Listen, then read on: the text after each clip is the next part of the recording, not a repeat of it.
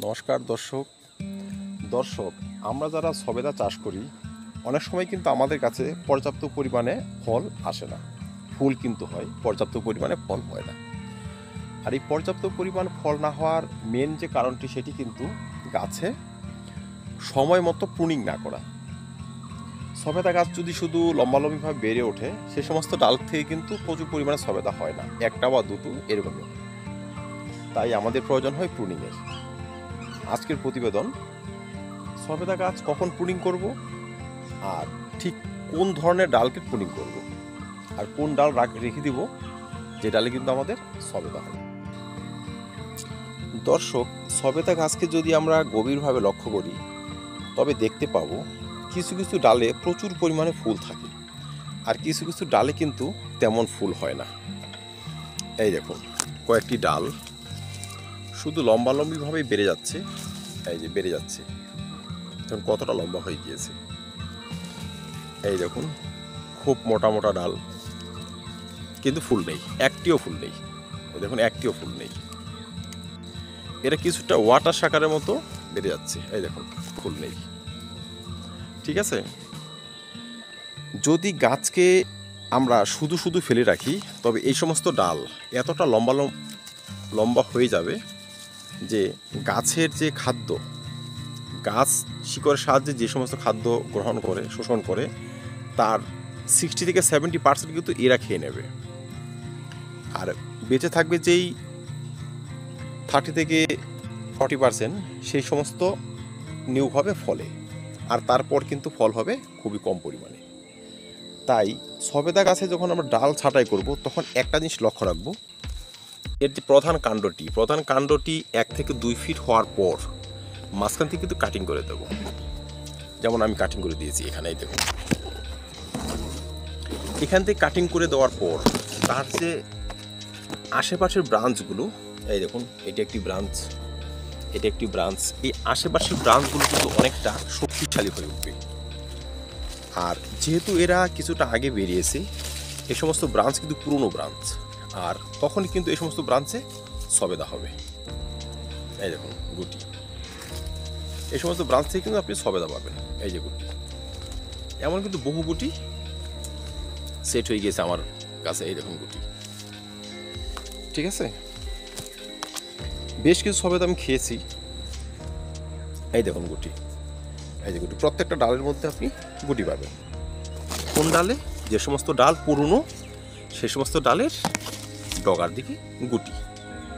ঠিক আছে, এবার যে যে ডালটি লম্বালম্বিভাবে শুধু বেরিয়ে গিয়েছে, এই দেখুন, এখানে কিন্তু কোনো ধরনের গুটি নেই, ফুলও নেই কিন্তু, কদাচিৎ একটা দুটো ফুল। এই দেখুন, একটা ফুল। ঠিক আছে, তাই সবেদা গাছের গ্রোথ যদি আমরা স্টপ না করতে পারি তবে কিন্তু সেই গাছে প্রচুর পরিমাণে সবেদা কখনোই হবে না। তাহলে বোঝাই গেল, প্রধান কাণ্ড থেকে কিছুটা উপরে ওঠার পর আমাদের প্রুনিং করতে হবে। ঠিক তারপর যেই তার আশেপাশে ব্রাঞ্চগুলো সেগুলো শক্তিশালী এবং পুরনো হওয়ার পর সে সমস্ত ডালে কিন্তু সবেদা হবে। আর নতুন যে ডালগুলো শুধু লম্বালম্বিভাবে বেড়েই যাচ্ছে সেগুলো কিন্তু আবার প্রুনিং করে দিতে হবে, কারণ সেসব রেখে কোনো লাভ নেই। সে সমস্ত ডালে সবেদা হতে হতে বেশ কিছু সময় লেগে যাবে, তাই সে আশা আমাদের না করাই ভালো। এবার আসি আরেকটি পদ্ধতিতে।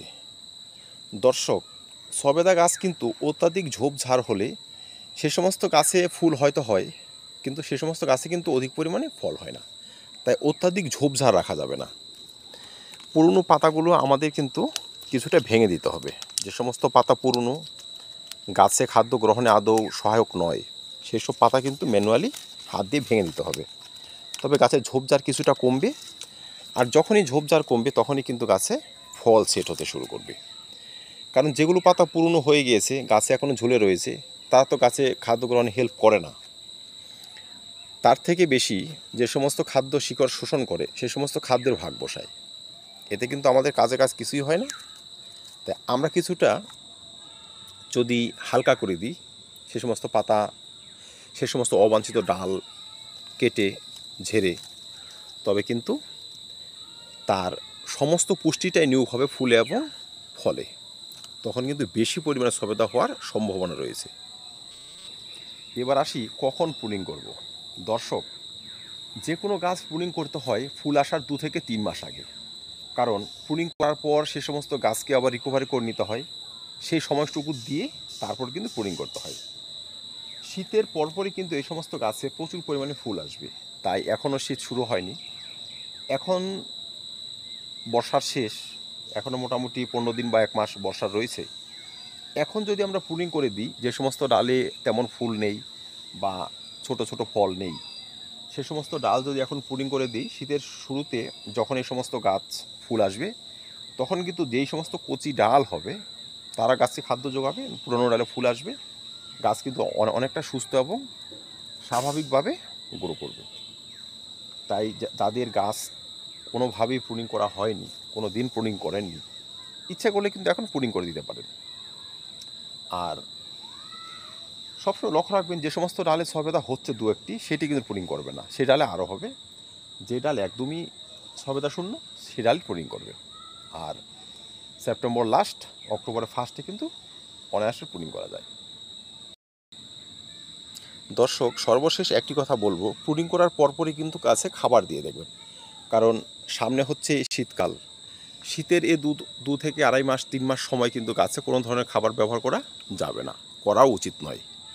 তাই এখন যদি গাছে খাবার দিয়ে দেন, সে খাবার ধীরে ধীরে গাছ গ্রহণ করবে, আর শীতের সময়টুকু কিন্তু খুব ইজিলি কেটে যাবে। যারা এখন খাবার ব্যবহার করবেন, জৈব চাষিরা মিশ্র জৈব খাবার ব্যবহার করবেন। আর যদি রাসায়নিক উপায়ে চাষ করেন, সেখানেও কিন্তু ভালো মানের এনপিকে ব্যবহার করবেন। এক্ষেত্রে ভালো কাজ করে 10-26-26, সঙ্গে অল্প পরিমাণে অনুখাদ্য মিশিয়ে গাছের গোড়ায় ব্যবহার করে দেবেন। দেখবেন শীতের শুরুতে এই সমস্ত গাছ প্রচুর পরিমাণে ফুল নিয়ে আসবে, আর যখন প্রচুর পরিমাণে ফুল হবে, ঠিক তখনই দেখবেন প্রচুর পরিমাণে ফলও দাঁড়াবে। দর্শক, এই ছিল আজকের ছোট্ট ভিডিও। যদি ভিডিওটি ভালো লাগে লাইক এবং শেয়ার করবেন, চ্যানেলটি সাবস্ক্রাইব করে পাশে থাকবেন। ভিডিওটি দেখার জন্য ধন্যবাদ।